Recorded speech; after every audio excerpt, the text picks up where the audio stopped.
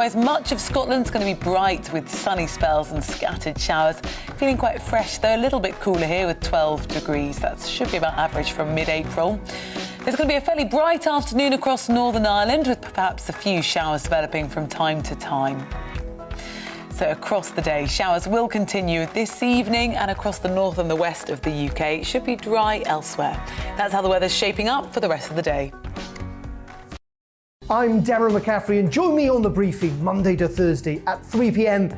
You'll get your afternoon fix of all the latest political stories, debate and analysis, as well as interviews with some of the biggest names in UK politics. It's a problem that affects the whole world, Darren. From Westminster to Cardiff, Edinburgh and Belfast, if it's happening in UK politics, we've got it covered. That's The Briefing with me, Darren McCaffrey, Monday to Thursday, 3 p.m. on GB News.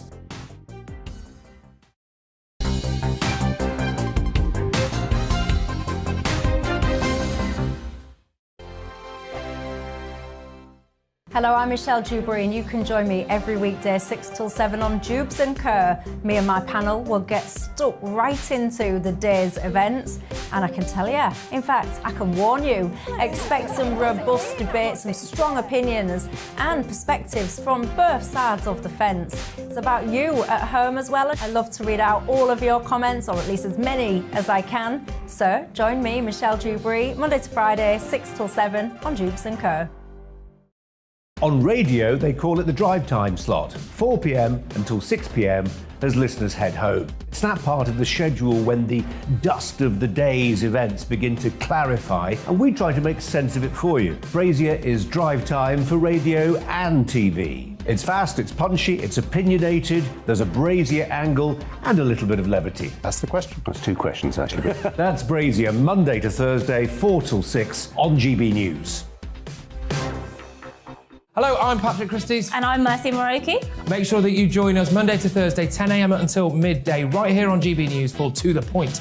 We're not afraid to talk about the topics that matter to you or the big topics that always matter. We cover absolutely everything, from the breaking political stories of the day to law and order, what's going on in the channel. We're not afraid to hold people to account. We always make sure we include your views on our show. Indeed, if you're thinking it, you can guarantee that we're saying it. So make sure you join the conversation with us, 10 a.m. until midday, Monday to Thursday for To The Point on GB News. I'm Dan Wootton. Join me Monday to Thursday from 9 to 11 for the feistiest and most fun news debate on TV, where free speech reigns. I'll bring you a sharp take on the day's biggest stories, bombshell newsmaker interviews, and A-list guests. And I guarantee you, no spin, no bias, no censorship, and no reason to go to bed. That's Dan Wootton tonight, Monday to Thursdays from 9 on GB News.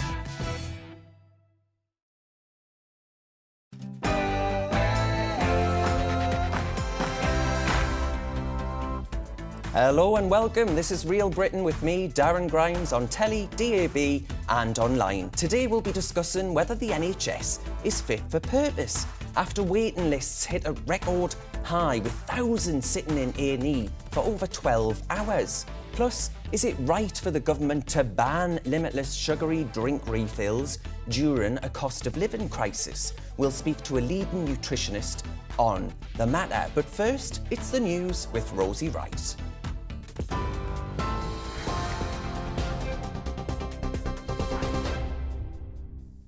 Good afternoon, it's 1 o'clock. I'm Rosie Wright, here to keep you up to date.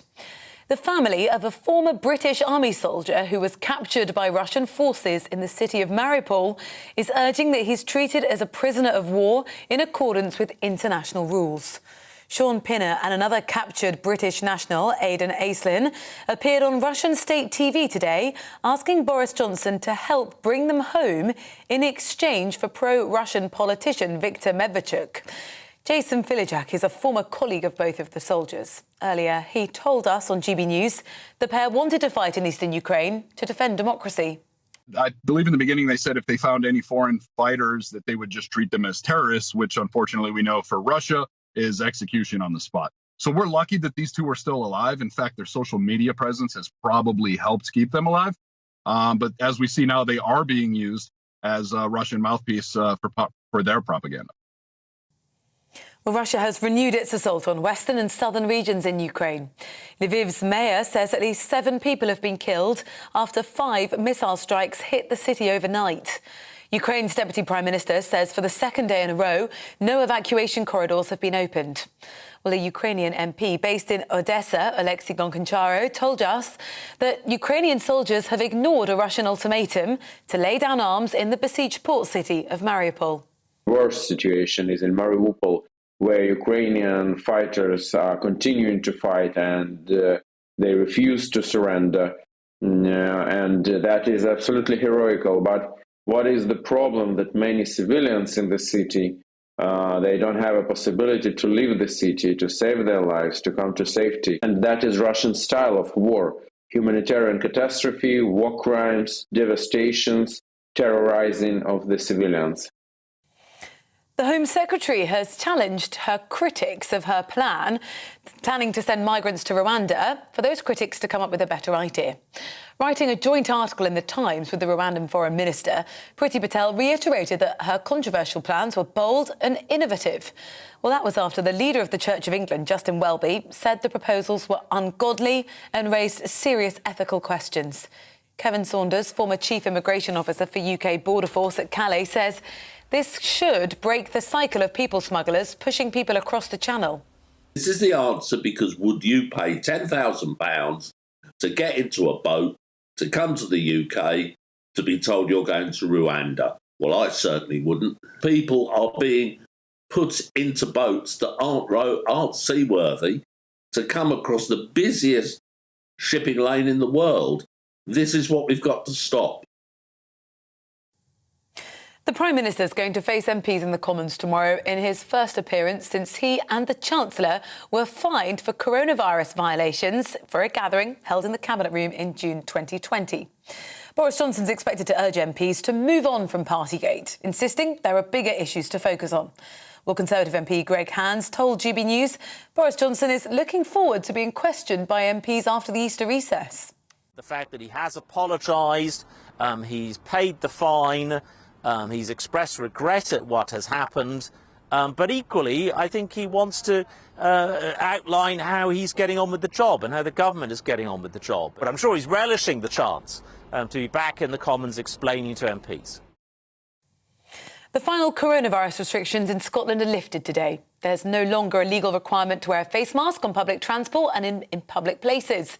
From today, the rules move to guidance. Lateral flow tests will no longer be freely available, but will continue for health and social care workers and for those visiting vulnerable people in care homes or hospitals. Well, Scotland's First Minister has been reported to the police after footage posted on social media appeared to show her not wearing a mask indoors at a barber's on the weekend. Well, Nicola Sturgeon posted a video on Twitter of that visit in question. In the video, she is wearing a mask as she shaves a man's beard during the council election campaign trail event. An SNP spokesperson said the First Minister was invited into the barber's during an outdoor visit on the street. Within a few seconds, she realised she hadn't put her mask back on and immediately put it on. You're up to date on GB News. I'll bring you more as it happens. Now let's head back to Real Britain.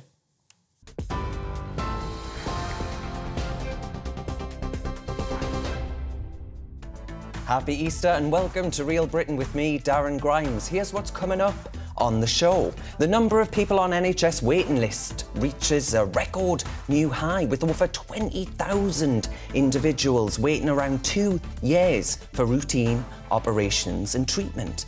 Are COVID rates and staff shortages a good enough excuse, frankly? And is our NHS still fit for purpose? And if putting calories on our menus wasn't enough, new legislation comes into play this October banning high street chains such as Nando's from offering bottomless sugary drink refills. Is this really compatible with a cost of living crisis? Plus, Nicola Sturgeon was reported to the police yesterday following a breach of Scotland's COVID laws. The First Minister was spotted without a mask indoors, breaching her very own restrictions. That's what we're talking about for the next hour. I'd love to know your thoughts on topics discussed. Are you sympathetic with the NHS, or do you think think they need to step up their game. You can tweet me at GBNews or email me on gbviews@gbnews.uk. Watch us online too on YouTube, and don't forget Facebook. We've got lots of brilliant content on our GB News page. Cheers very much.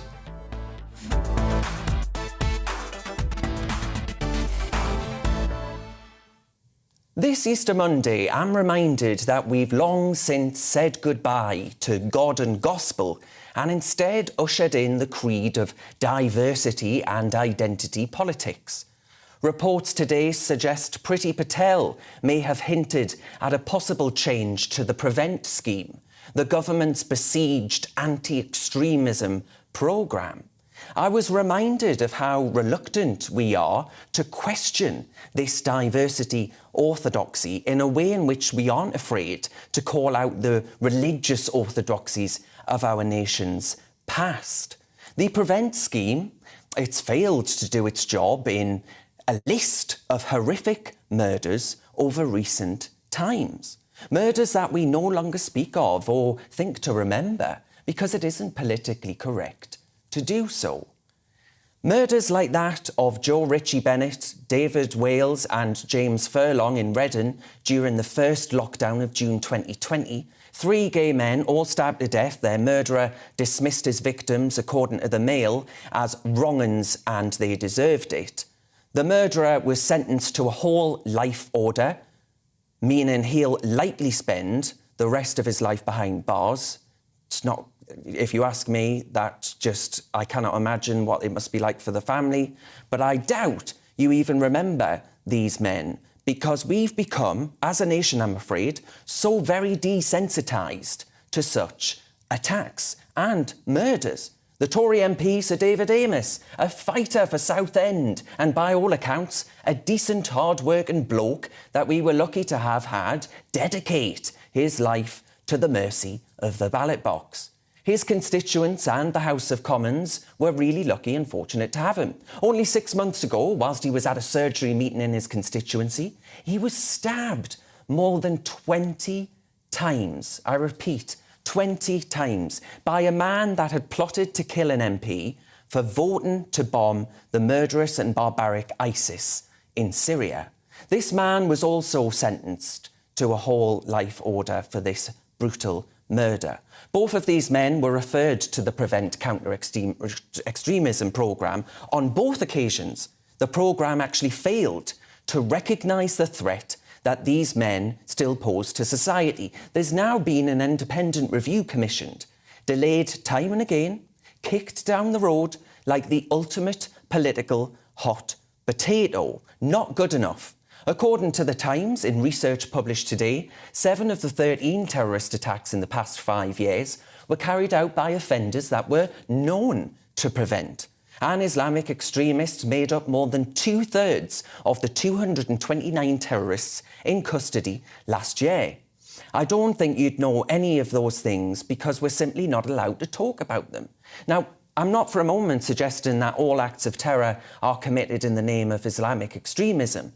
But were this, folks, Northern Ireland terrorism or some form of far-right ideology, we'd be discussing it on talk shows, we'd be discussing it in comment sections, we'd be discussing it in Parliament. And folks, for those who do preach the gospel of our diversity, if you ask me, these people do themselves absolutely no favours in seeking to downplay the threat of extremism in Britain. The best way to win people to your argument is to defeat opposing ideas. And I don't know about you, but I think it's pretty safe to say that a harmonious, multicultural, multi-faith British Isles isn't what Islamist extremists actually want. Prevent, no doubt in fear of the politically correct brigade, has failed to collar potential terrorists by accepting at face value that their rehabilitation has worked. I dare say it's a hell of a lot easier to sign someone off than it is to be accused of being hostile to young Muslims. Still, we unquestionably cannot allow political correctness to allow extremism of any kind to fester and destroy our liberty and diminish our security, because we're too afraid, frankly, to counter it. The Prevent programme should sit well above political correctness, of fear of accusations from this commentator or that politician. It should be there to apply the law and keep our people safe. As Patel has shown in her determination to solve the English Channel migrant crisis, I hope that this is yet another tricky topic that the Home Secretary is willing to address head on.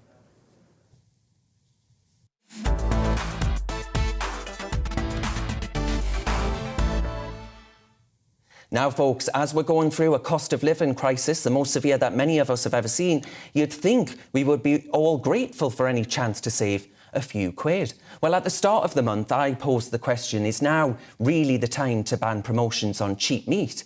This was after an article in The Guardian caught my attention that claims that our supermarkets are bombarding shoppers with cheap meat. The charity Eating Better say that we are being relentlessly targeted by buy one, get one free offers on burgers, sausages and cheap chicken of unknown origin, putting profit before population health and that of the planet. I was joined by Matthew Appleby, author of Super Organic Gardener Vegan Garden, farmer Gareth Wayne-Jones and animal rights activist Joey Armstrong. Matthew actually told me why he thinks these adverts shouldn't be banned.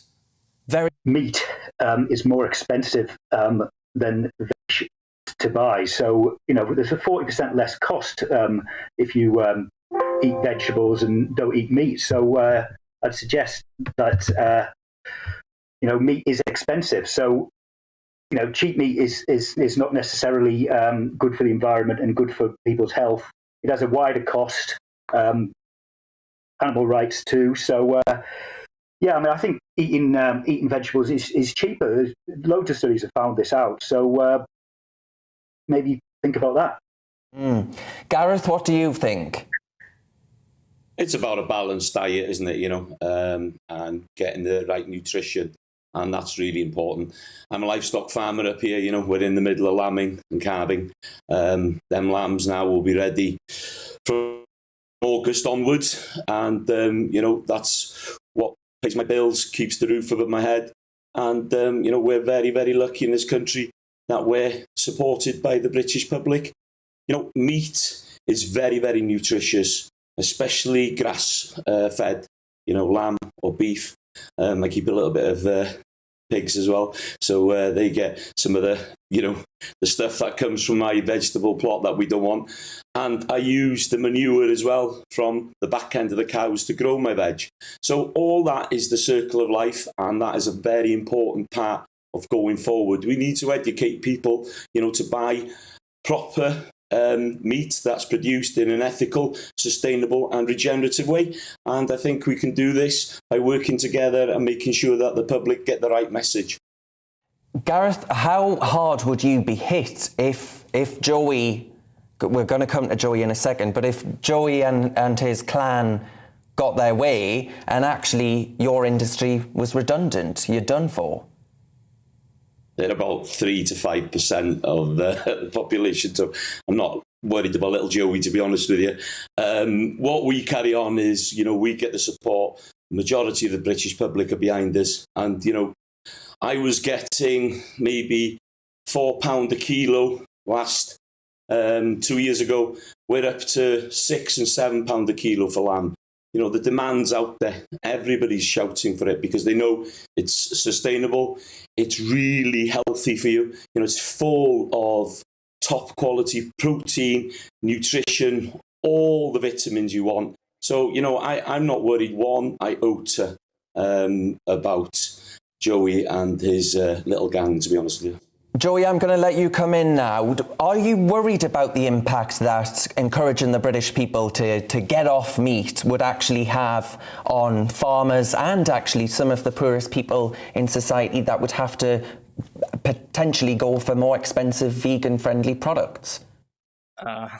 Listen, like, you're talking about banning the promotion of cheap meat, and this Gareth guy's got one of these small holding farms where, you know, it doesn't represent the majority of farming in the UK anyway. 85% of UK animals are factory farmed. Of the billion chickens that are slaughtered here every year in this country, 95% of them are factory farmed. And over the last 16 weeks, none of them have been let out because of bird flu. So you're talking about factory farmed animals predominantly. Over 90% of the pigs here are factory farmed, and they're killed in gas chambers, one of the cruelest ways to die. And no animal welfare organisation denies that. So Gareth represents, he called us 3 to 5%. Gareth actually represents a small percentage of what the meat that's actually eaten. And if you're worried about expensive, then this grass-fed, small-holding, free-range, unaccessible meat is one of the most expensive foods you can basically buy. And also, the cheapest foods in the supermarket, the rice, the beans, the oats, the lentils, are some of the cheapest, some of the cheapest. And you're laughing there. Do you think gas chambers are funny, Garth? Yeah, Gareth, I'll just let you come in on that. Little Joey, you just make me laugh, honestly. You've got no idea. Look, I run a flock of 4,000 ewes, okay? 4,000 ewes, okay? We've got 300 head of cattle. It's a partnership, it's a business, it's not a factory farm. The majority of the animals in this country are outside, mate. They're outside. Okay, they've got a bit of problems with chickens. Where do the chickens live, mate? They haven't been outside for 16 weeks because of bird flu, and 95% of them are factory farmed. These aren't even my stats. Look them up yourself. Over 800 mega-style US farms in the UK, over 800. So you're telling me that all of these are out on grass? You're part of the problem, see? You're the one who's propagating these humane lies to the public. They go in the supermarket and they think it's all green grass and pastures. I investigate these farms. I do it all the time. I'm in there seeing the chickens dying on their faces. They go into gas chambers. You think it's funny? Pigs die in gas chambers, 86% of them. That's a DEFRA stat, and they suffer in these gas chambers to death. And you're laughing because you think it's funny. How would you like to trade places with these animals, Gareth? I'm laughing at you. You have got no idea. I'm laughing at you. I imagine, Zoe, a lot of farmers... Listen, you're sitting in your vegan world. You've got no idea how your food's produced. I bet you don't grow anything. I'm an investigator. I grow my own I'm an investigator. I grow my own fruit. I investigate these farms all the time. We research these farms. Guys, if we talk over each other, no one's going to hear anything. No one's going to hear anything. Produce my vegetables on my plate than it does for my meat. One cow will feed many, many families for a long time. So you get your facts right. You're living in cuckoo land, mate. Right, guys. Matthew, I want to bring you in on what you've just heard there. Do you actually think that this country is quite unique in buying these forms of meat and farming that are actually of detriment to both the environment and indeed animals? Because we are painted as being a nation of animal lovers, aren't we? Well, no, I mean, I'm kind of moderate. I'm kind of in between there. I think some people always eat meat, and I don't think, I wouldn't say ban anything. But at the same time, there's an environmental cost. Animals don't want to die, and as Joey says, chickens stuck in battery farms. That's cruel. I mean, that's full stop. You can't argue that that's not cruel. Well, I would totally agree with those sentiments as well. That's where I think there would be broad agreement. But what I will say is on the actual question that were posed there at the very start of this discussion, I actually worry that banning promotional offers on meat does mean that people are going to really struggle because, as you say, Matthew, people are not just going to stop eating meat, are they? I'm certainly not. Well, I mean, the cheap protein comes from chicken, but the studies I mentioned earlier on say that, not eating meat is cheaper than eating meat, no matter what level of society you're at. It's an education thing. The government needs to educate people how to cook. And during the pandemic, people learned how to cook. They didn't go out. They didn't, eat their steak in the restaurant. During the war, people lived healthier because they didn't get much meat. They didn't get much sugar. They had a government-controlled diet. I'm not saying have a government-controlled diet, but because people should have a choice. But at the same time, because people get to choose what they get to eat, the big cost on the NHS. Yes, that's the important point for me because that's what the animals deserve, a choice not to go into a slaughterhouse to have their head cut off for a sandwich. That is disgusting. And we're talking about 2022. We're still cutting off little lambs' heads for a steak or a lamb chop. Like, what is this? This is not civil. Opposed to what though, Joey? What are we supposed to eat instead? What would you like us to actually get our protein from? Well, very good question, mate. I appreciate that. I've been vegan nearly 10 years and I eat whole grains, beans, legumes, fruits and vegetables, local fruits and vegetables. There's no problem getting all of the nutrients you need. You can supplement B12. You don't have to stab a lamb in the throat to get B12 out of their blood. And you can live perfectly healthy without having a billion chickens in factory farms and slaughterhouses. Right, okay, you've said that. Yes, I've heard about the chickens. Gareth, why should we actually ban cheap meat? But this bloke's an absolute joke. He's got no idea, where his food's coming from, how many creatures are dying for him to be fed. I know because I'm a farmer. I'm in that field. I see what dies for me to produce my salads, for my tomatoes.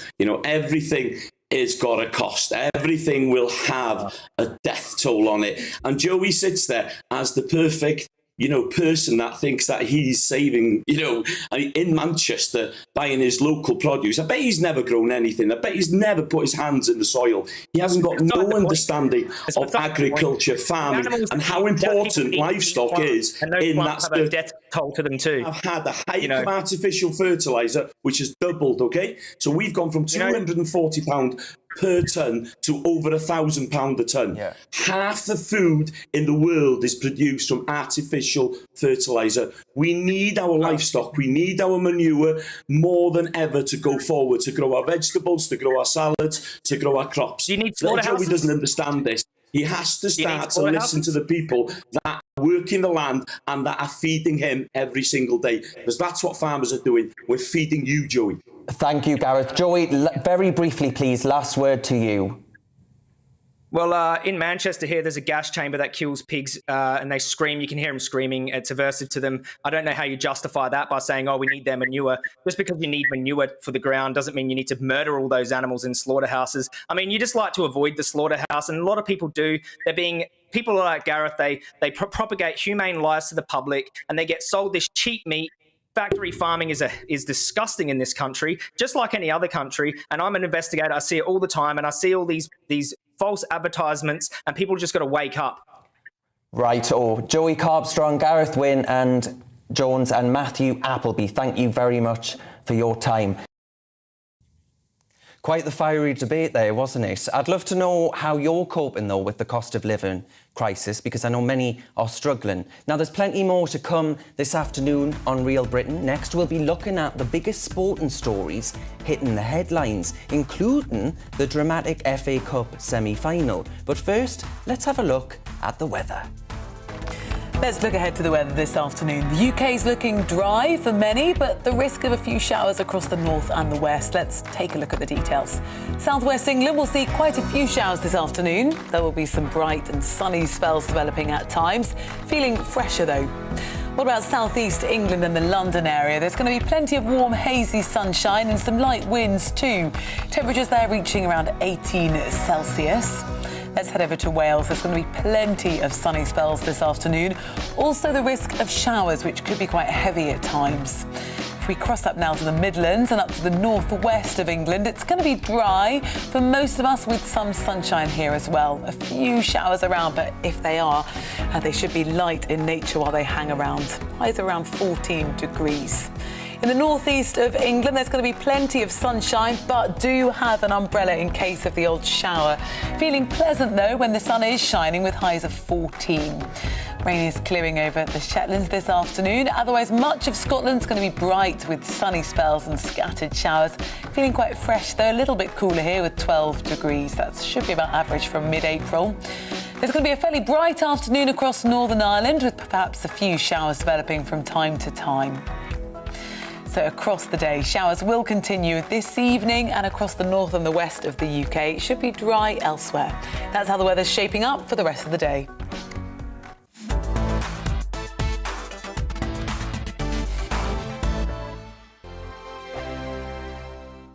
Hello, I'm Michelle Dewberry, and you can join me every weekday 6 till 7 on Jubes and Kerr. Me and my panel will get stuck right into the day's events, and I can tell you, in fact, I can warn you, expect some robust debate, some strong opinions and perspectives from both sides of the fence. It's about you at home as well. I love to read out all of your comments, or at least as many as I can. So join me, Michelle Dewberry, Monday to Friday, 6 till 7 on Jubes and Kerr. On radio, they call it the drive time slot, 4 p.m. until 6 p.m. as listeners head home. It's that part of the schedule when the dust of the day's events begin to clarify, and we try to make sense of it for you. Brazier is drive time for radio and TV. It's fast, it's punchy, it's opinionated, there's a Brazier angle, and a little bit of levity. That's the question. That's two questions, actually. That's Brazier, Monday to Thursday, 4 till 6 on GB News. Hello, I'm Patrick Christie's. And I'm Mercy Moroki. Make sure that you join us Monday to Thursday, 10 a.m. until midday, right here on GB News for To The Point. We're not afraid to talk about the topics that matter to you or the big topics that always matter. We cover absolutely everything, from the breaking political stories of the day to law and order, what's going on in the channel. We're not afraid to hold people to account. We always make sure we include your views on our show. Indeed, if you're thinking it, you can guarantee that we're saying it. So make sure you join the conversation with us, 10 a.m. until midday, Monday to Thursday, for To The Point on GB News. I'm Dan Wootton. Join me Monday to Thursday from 9 to 11 for the feistiest and most fun news debate on TV, where free speech reigns. I'll bring you a sharp take on the day's biggest stories, bombshell newsmaker interviews, and A-list guests. And I guarantee you, no spin, no bias, no censorship, and no reason to go to bed. That's Dan Wootton tonight, Monday to Thursdays from 9 on GB News.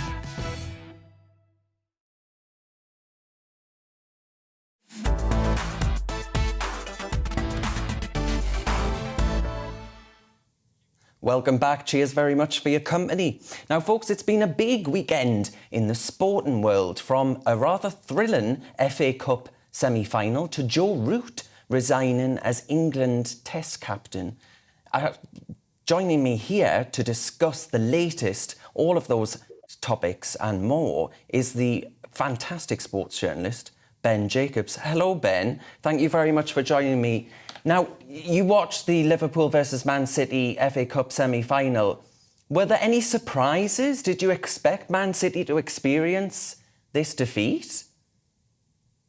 I think the teams are so evenly balanced that there's no surprise when one or the other wins, but in the most cliched possible manner, it was just a game of two halves. And the only eyebrow-raising moment was probably the error by Manchester City's backup goalkeeper, Zach Steffen, that gifted Liverpool a more comfortable lead early on.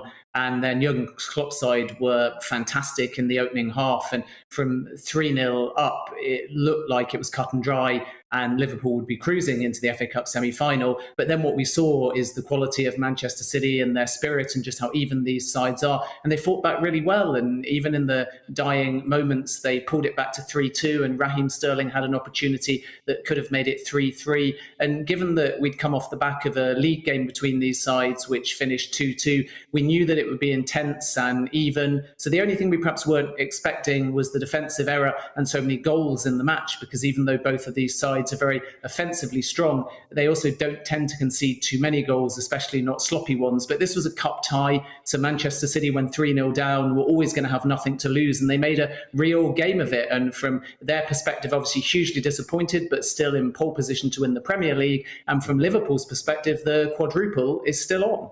Yeah. Can we talk about cricket then? Joe Root stepping down. Who's, did you reckon, is going to actually replace him? Because this is a big moment as far as England's cricket team's concerned, isn't it?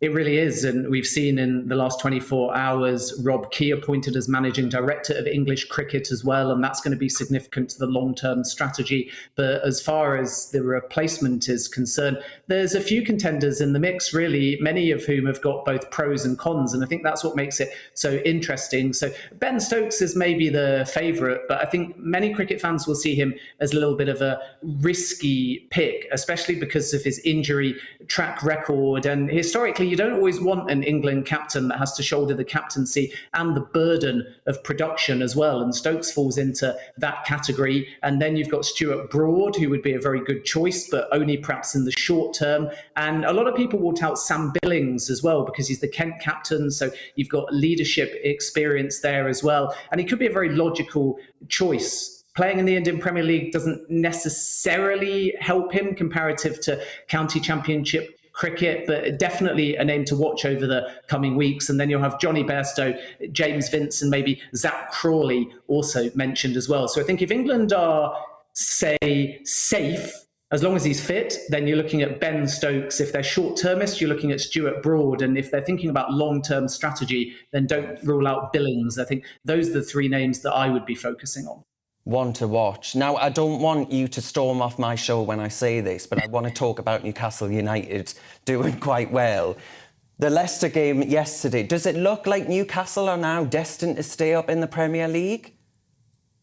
Yeah, the good news is they're safe. I think they were safe on 34 points, and now they've beaten my team, Leicester, safe on 37 as well. I was actually at the game at St James's Park, and having covered the Newcastle takeover, I was presented by a friend with a Newcastle shirt. So I did the ultimate crime for a football fan, which is to switch allegiances, at least for a photo opportunity. And therefore, I was at least able to smile a little bit when Bruno got that 94th minute winner, and it was a superb header as well. But what a revolution at Newcastle. I mean, they were on 5 points when Eddie Howe took over. They were bottom of the table in December, and now it's 5 straight wins at St James's Park, and they're only 3 points off the top half of the table. So they're looking up rather than down. And what makes it more impressive is the fact that even though they made some very shrewd January signings, and I think that Dan Burn has been significant at the back, Bruno, who scored 2 goals at the weekend, has been excellent as well. But if you take them aside, let's not forget that Kieran Trippier, the so-called flagship signing, is injured, and at the other end of the field,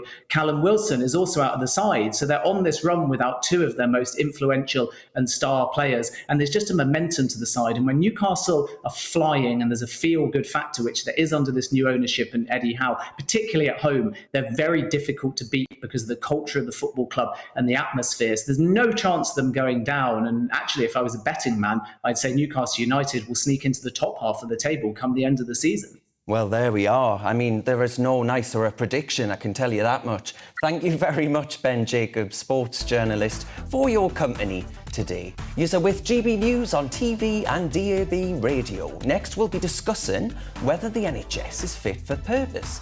As millions sit in line for treatment, an accident and emergency and ambulance waits are soaring, folks. It's time for a check on the headlines first, though, with Rosie Wright.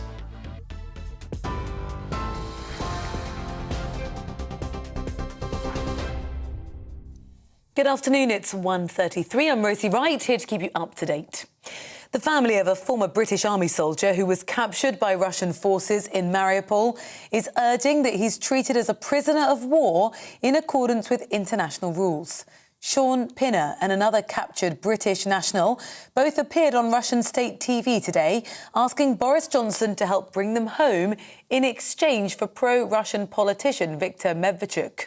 Well, Jason Filijak is a former colleague of both soldiers. Earlier, he told GB News the pair wanted to fight in eastern Ukraine to defend democracy. I believe in the beginning they said if they found any foreign fighters that they would just treat them as terrorists, which unfortunately we know for Russia is execution on the spot. So we're lucky that these two are still alive. In fact, their social media presence has probably helped keep them alive. But as we see now, they are being used as a Russian mouthpiece for their propaganda. Russia has renewed its assault on western and southern regions in Ukraine.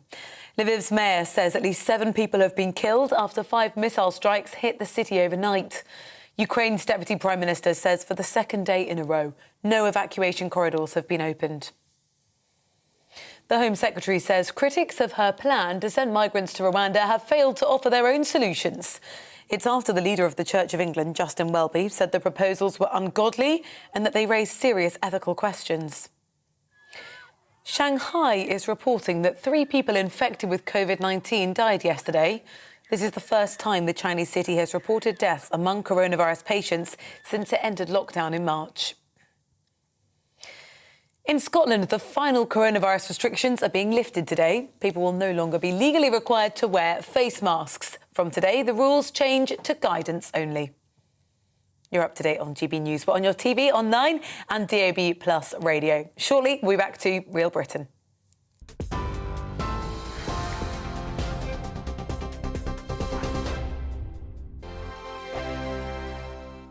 Hello, I'm Michelle Dewberry, and you can join me every weekday 6 till 7 on Jubes and Kerr. Me and my panel will get stuck right into the day's events, and I can tell you, in fact, I can warn you, expect some robust debates, some strong opinions and perspectives from both sides of the fence. It's about you at home as well. I love to read out all of your comments, or at least as many as I can. So join me, Michelle Dewberry, Monday to Friday, 6 till 7 on Jubes and Kerr.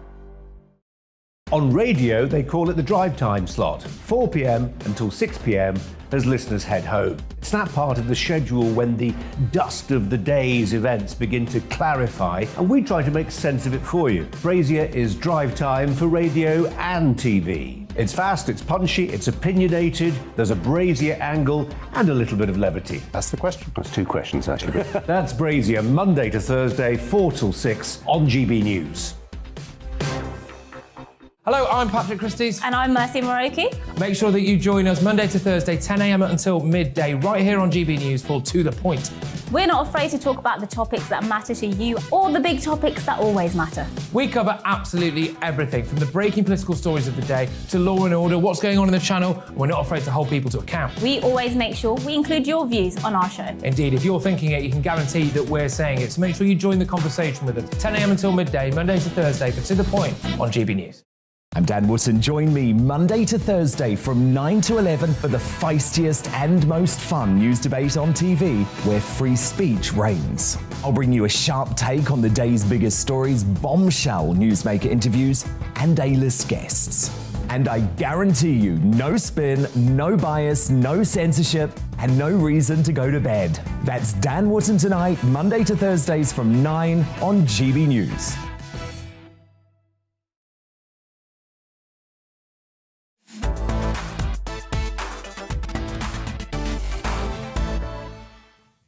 Welcome back. Thank you very much for your company. Now, folks, NHS waitlists have hit record highs, with over 6 million patients on the list for routine operations and treatment, the highest level since records began over 15 years ago. On top of this, accident and emergency and ambulance waits continue soaring, with reports last month of thousands of patients waiting in accident and emergency for over 12 hours from a decision to actually being admitted and getting to actual care. This has been put down to high COVID rates, staff shortages and increased demands. So we're asking, is the NHS fit for purpose? Well, joining me now is Paul Bristow, who is the Conservative member of the Health Select Committee and the MP for Peterborough. Paul, thank you very much for your company. Happy Easter, mate. Can I start by asking you whether or not you actually think that the NHS, given those stats there, quite scary stats, it has to be said, do you think the NHS is fit for purpose? Well, hi, Darren. Thanks for having me on your show, and happy Easter to you too. Well, my answer to that is it has to be, and it can be, but it just has to be.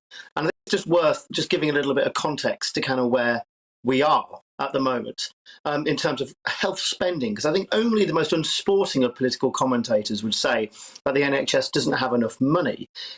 Our health budget is bigger than the whole budget of Greece, and if we continue with the current trajectory, it would amount to 44% of day-to-day public spending. That's basically the equivalent of the 1948 budget every single month. So I don't think anyone can turn around and say the NHS doesn't have enough money. But what it's crying out for, Darren, is reform. And I was really pleased to see the Secretary of State for Health and Social Care, Sajid Javid, say this at the Royal College of Physicians a few months ago. He recognises this point, because if we don't reform it, and I'm happy to go into my views on how we should, but if we don't reform it, it's going to have a huge, significant impact on other budgets, such as education, such as policing, such as transport. It's just not fair if 44% of all day-to-day spending is spent on healthcare, because it's going to really affect those other budgets. Well, indeed. And staying on the topic of money for a second, if you consider the fact that it seems like every month my friends at Guido Fawkes here are posting about NHS taxpayer cash splurges on diversity chiefs and new inclusion officers and all of these roles that sound like a load of nonsense, if you ask me, the NHS, surely, Paul, is crying out for more nurses and doctors, not more whackery and wokery. Well, Darren, what you've said there are two really fundamentally important points. The first is that if there is a challenge facing the NHS, it's a workforce challenge. And I think the government are aware of that. And we're awake to the challenge that we need more doctors, more nurses. Have got a record number of doctors and nurses working in our NHS right now, more than any other point in its history. But we need to go further and we need to have more. But the second point you made, or the first point, sorry, you made about, I suppose, managers and diversity officers and things like this, I completely agree with. Local government for years have been forced to try and amalgamate and amalgamate core functions such as estate managers and HR managers between councils because, quite frankly, there wasn't enough money to do this individually across the country. We have got hundreds of different CCGs. We've got hundreds of NHS trusts. It doesn't seem to me that we need a diversity manager in every single NHS trust or an estates manager in every single estates trust. When I say manager, I'm talking about the people at the very top. I think it would make far more sense if a lot of NHS organisations merged these functions and saved money. And if they don't do that, Darren, I think the Department for Health and Social Care should be holding them to account with a series of quite ambitious KPIs. And the same goes in another of areas. I held a Westminster Hall debate actually on this very subject and suggested a number of areas where the Department for Health and Social Care should hold our NHS to account with KPIs, key performance indicators. And if they don't do these things, well, then should we really be giving them the money? Well, indeed, yes, because a lot of people will be saying, well, look, the tax burden is at a, 70-odd-year high, and people are feeling it quite tough at the minute with the cost of living crisis, so they want to know that their money is being well spent, given that we are, as you said at the start there, handing over these extraordinary sums to the NHS. But finally then, I wonder if you might set out, Paul, how you would actually go about reforming it, because as you well know, as soon as you mention the words NHS and reform in the same sentence, you're accused of being some kind of, I don't know, capitalist extremist who is seeking to make an American model come to the United Kingdom, when actually we're just asking, potentially in my view anyway, to be like every other country around the world. There is a wide spectrum of healthcare delivery around the globe, isn't there? Well, I think the public are all too used to that familiar line from Labour politicians. There's 24 hours to save the NHS, or the Tories are going to privatise the NHS if they win the next general election. Well, 70-odd years on from the NHS creation, it's still in the public sector, and the horrible Tories haven't managed to privatise it yet, have they? Despite being in power for well over 2/3 of that time. Just a couple of points. I just think the NHS needs to do three things. I'm very, very much agree with what Sajid Javid has talked about in terms of personalised care. In terms of his reform, I think he's got that spot on. The NHS is not a one-size-fits-all model for every single patient. They're going to need different personalised treatments and different personalised care. It could be as small in social care, for example, has to try and design situations where people can stay in their homes for as long as possible rather than going to an expensive care setting. Secondly to that, I think we need to reduce waste. I mean, it's staggering the amount of waste that goes on, not just in terms of the points we made earlier about diversity, but a waste of our clinicians' time. I want to see our clinicians, our doctors, our nurses, operating at the top of their licence. I don't want my wife, for example, to have to wait weeks and weeks to go to a GP appointment to be referred the contraceptive pill. A pharmacy can do that. We don't need to see a doctor to do that. We don't need to see a doctor for all sorts of different treatments, but I'm afraid we still do. Nurse-led prescribing has got to extend. And just the last point, if I may, is that we spend millions and millions every year by employing people with fine minds to determine which treatments and how to treat people. And we give money to the National Institute of Healthcare Excellence, NICE, and to GERFT, and we pay them lots of money to determine how to do treatments. But then our NHS just doesn't do it. This won't work here, Cindy. We need to change that culture. Yeah, indeed, Paul. I think you're on the money there. That was Paul Bristow, member of the Health Select Committee and the Conservative MP for Peterborough. Thank you very much for your time today. It's now 1:45 and it's time for scrap reform and keep.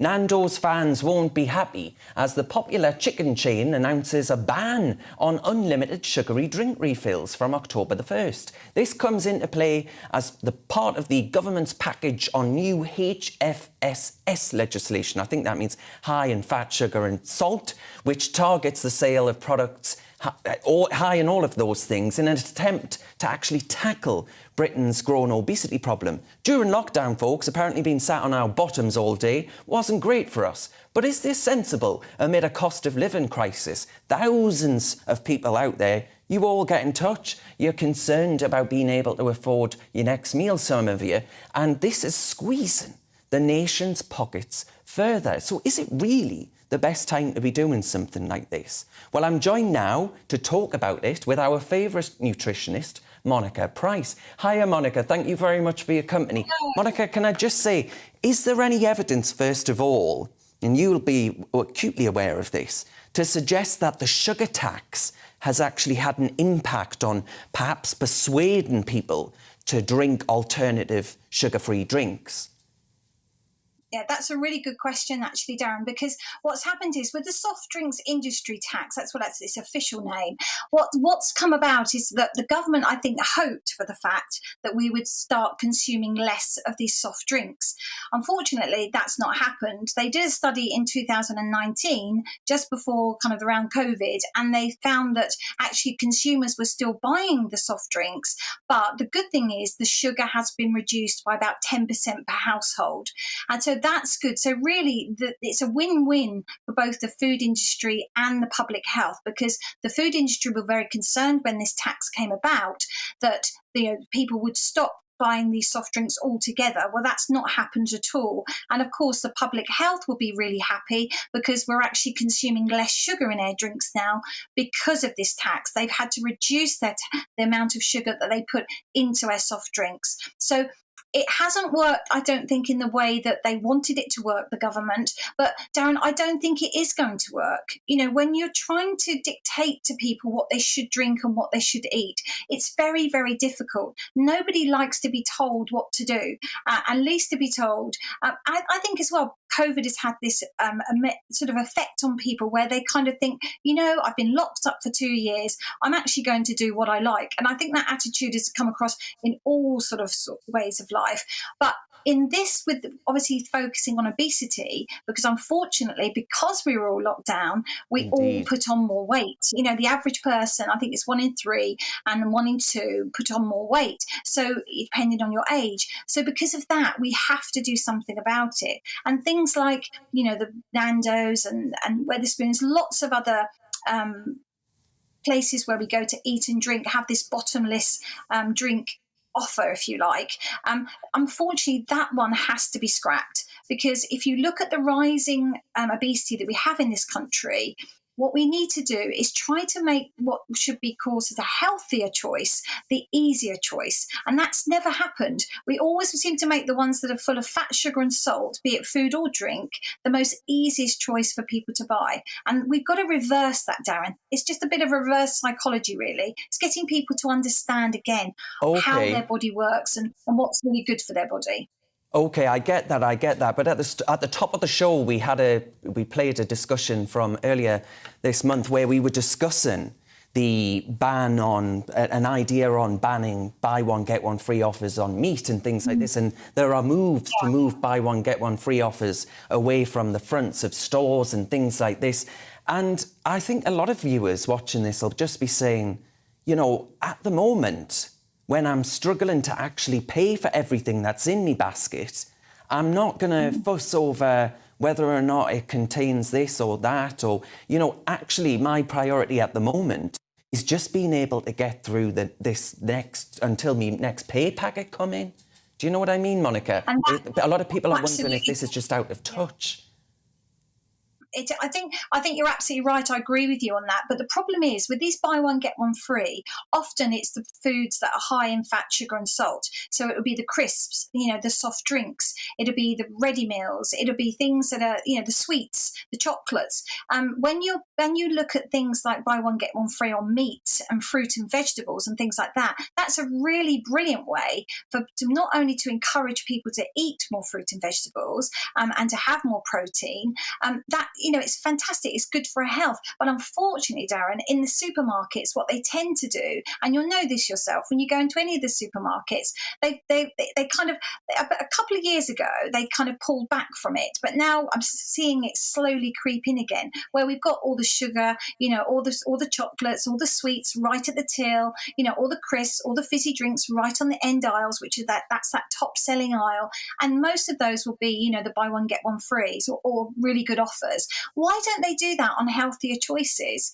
Some supermarkets are trialling that. I think Sainsbury's were the first one, actually, Darren. They did a trial on just putting their healthy food range nearer to the front of the store. So when people came in, people could see them, and that's when people will buy. And the sales of that went up by over 25%. So it works. It's just we've got to kind of take a stance, really. I think that, Monica, I think where we're going right is in educating people about the choices that they make, but I don't think we should be denying people of the choices. But Monica Price, given her take on the government legislation to tackle obesity, thank you very much for your time. It's time for Grime Watch, a time to look at what you at home have been saying about the biggest stories of the week. Your gob is more important than mine. The Free Speech Union has penned a letter to the Home Office after a request went out telling their staff to state their pronouns in email signatures. They wrote to the Permanent Secretary of the Home Office and reminded him to actually rescind this instruction going against human rights legislation and all the rest of it. The union thinks it's a breach of Article 9, to be specific, and 10 of the European Convention on Human Rights and the Equality Act of 2010. Plenty of you have got in touch about this one. Mark said, well, I suppose the Home Office can ask, but it's only a request, so people should, with impunity, decide not to do it. Well, exactly, that's the point. Can people say no? And David says, my company issued a similar email, albeit a nice idea, but not an enforceable policy. Most of us ignored it, and guess what? We're still employed. There we are. Now, on Twitter, Jay said, if my boss tells me to write a report, I don't have to do it, as it's breaching my freedom of speech to not write what I've been paid to write. It's this thing called a reasonable request from an employer to their staff. Well, I don't know about that. Is this a reasonable request? I mean, if your name's David, I'm gonna guess that you're a bloke, right? I don't need to read your pronouns in your signature. I just don't understand this. I think it's a waste of everybody's time. The Home Office should have more important things to do, if you ask me. Paul said, no one's forcing anyone to do anything in a personal capacity. People are often told to adhere to requests in a professional capacity. I don't see the problem. And the final word to Tony. This country has well and truly lost the plot. Well, folks, that's it for Grime Watch this afternoon. Now, Nicola Sturgeon has been reported to police after footage emerged of the First Minister apparently breaching Scotland's face mask rules. Miss Sturgeon was filmed in East Kilbride, a barber shop, not wearing any mask, which were legally required at the time. Our Scotland reporter, Davy Donaldson, is live now. Davy, what's going on here? Do you think this is going to be serious for Nicola Sturgeon, or is everyone saying, come on, this isn't like Partygate, this is not serious stuff? I think it's actually very serious for Nicola Sturgeon. She posted on her own Twitter account showing her not wearing a mask for a couple of seconds and then putting it on. There was then other footage that we've all seen on social media since of what appears to be Nicola Sturgeon not wearing a mask at all when mixing with other people. So yeah, this is very, very serious for Nicola Sturgeon. There is no doubt about that. Here I am standing on the day when the face mask rules have changed in Scotland. They are guidance only now, not law, so it really couldn't come at a worse time for her. as you say, filmed in a barber shop in East Kilbride near Glasgow. So yeah, there's been lots of reaction to that hypocrisy. The Scottish Conservatives have called it. The Scottish Lib Dems saying that it is not really standing up to our own rules by potentially not wearing a mask. So yeah, I mean, there'll certainly be a lot more to come out of this. I think a lot of people will have the say. We've obviously had Boris and the Partygate scandal. We've now got Nicola Sturgeon and the mask scandal. So it remains to be seen what will be said about this, what the response will be from the Scottish Government. And of course, people will come out and look at the footage and say, why is she not wearing a mask when she should have been? That was filmed apparently on Saturday. Here we are on Easter Monday. As I say, the rules have changed now. Had it happened today, that potentially wouldn't have been a problem. Because, Davy, we saw when it might well be. Great Duke of Edinburgh had his memorial service at Westminster Abbey that Nicola Sturgeon wasn't wearing a mask there either. So I think this is just performative and people are exposing it and saying, well, rules for thee, but not for me. Davy, thank you very much for your time. Now, folks, you've been watching Real Britain with me, Darren Grimes. Cheers very much for doing so. The show's on every Saturday and Sunday at 2 p.m. But for now, happy Easter. I'll leave yous with the weather. Let's look ahead to the weather this afternoon. The UK's looking dry for many, but the risk of a few showers across the north and the west. Let's take a look at the details. Southwest England will see quite a few showers this afternoon. There will be some bright and sunny spells developing at times. Feeling fresher though. What about southeast England and the London area? There's going to be plenty of warm, hazy sunshine and some light winds too. Temperatures there reaching around 18 Celsius. Let's head over to Wales. There's going to be plenty of sunny spells this afternoon. Also the risk of showers, which could be quite heavy at times. If we cross up now to the Midlands and up to the northwest of England, it's going to be dry for most of us with some sunshine here as well. A few showers around, but if they are, they should be light in nature while they hang around. Highs around 14 degrees. In the northeast of England, there's going to be plenty of sunshine, but do have an umbrella in case of the odd shower. Feeling pleasant, though, when the sun is shining with highs of 14. Rain is clearing over the Shetlands this afternoon. Otherwise, much of Scotland's going to be bright with sunny spells and scattered showers. Feeling quite fresh, though, a little bit cooler here with 12 degrees. That should be about average from mid-April. There's going to be a fairly bright afternoon across Northern Ireland, with perhaps a few showers developing from time to time. So across the day, showers will continue this evening and across the north and the west of the UK. It should be dry elsewhere. That's how the weather's shaping up for the rest of the day.